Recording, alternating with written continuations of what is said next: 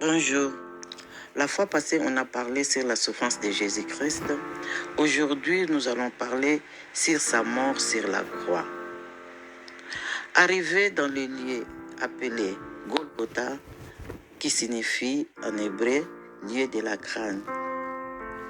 Après avoir souffert, battu, fatigué, on lui donna à boire du vin mêlé de fiel.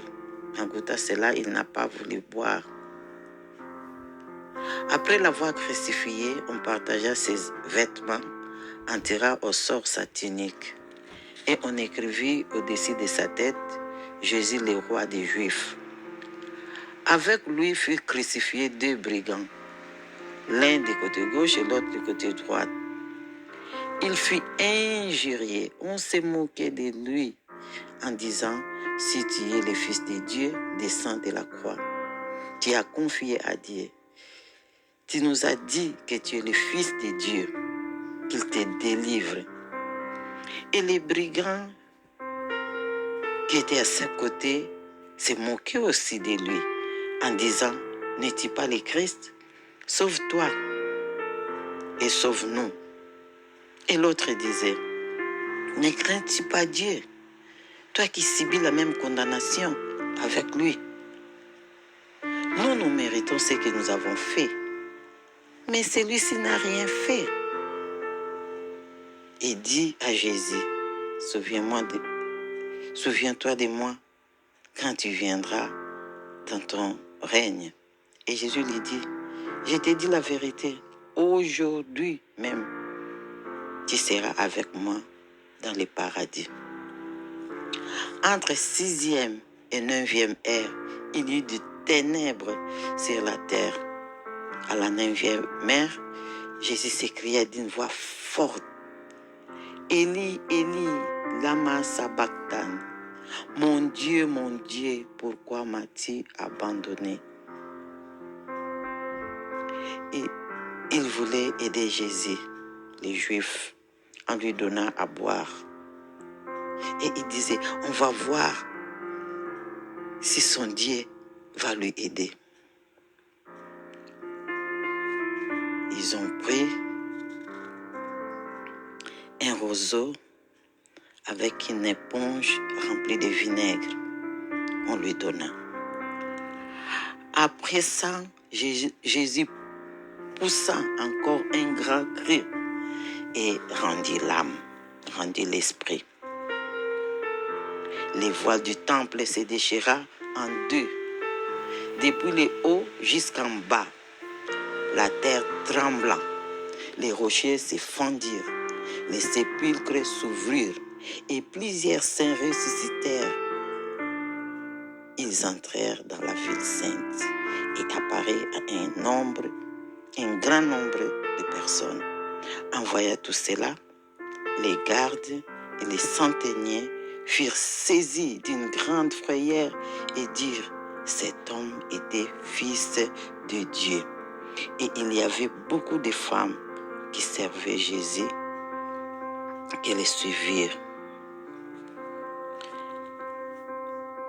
Alléluia. Gloire à l'Éternel. Le soir étant venu, Jésus arriva. Le soir étant venu, arriva un homme riche d'Arimathée, nommé Joseph, lequel était aussi disciple de Jésus. Il se rendit vers Pilate et demanda le corps de Jésus. Et Pilate ordonna de le remettre. Joseph prit le corps, l'enveloppa d'un linceul blanc et le déposa dans un sépulcre neuf qui s'était fait tailler dans les rocs. Puis il roula une grande pierre à l'entrée du sépulcre et il s'en alla.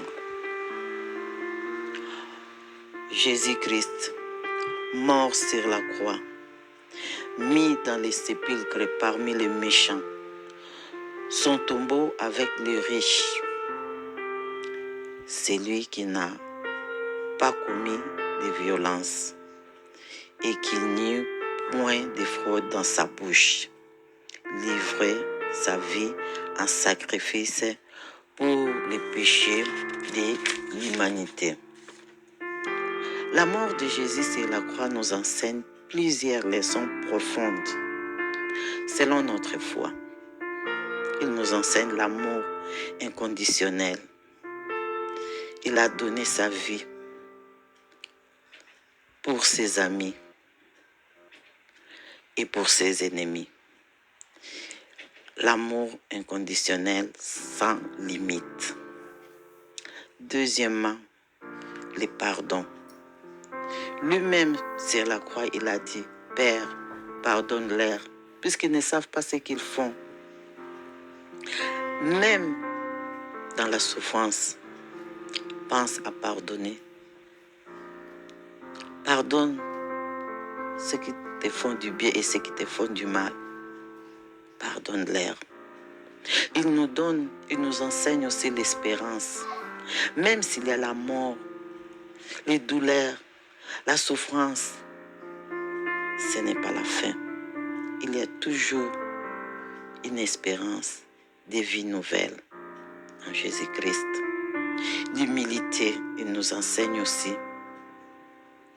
Il était humilié, rejeté, seul, abandonné, crucifié, rejeté.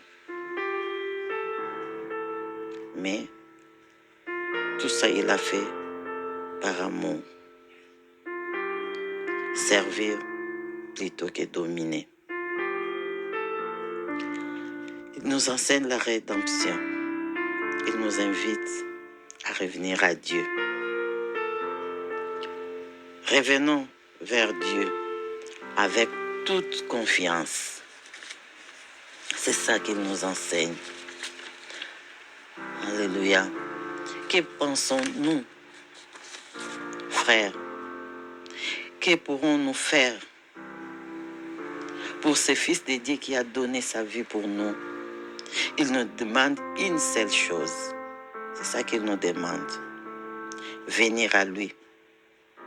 Croire en lui, qui est le sauveur de nos âmes.